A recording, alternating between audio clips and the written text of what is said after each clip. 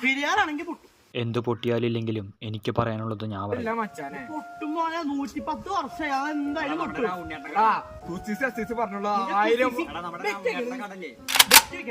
1000 രൂപ അടിച്ചു. 1000 രൂപ നാളെ പൊട്ടില്ല.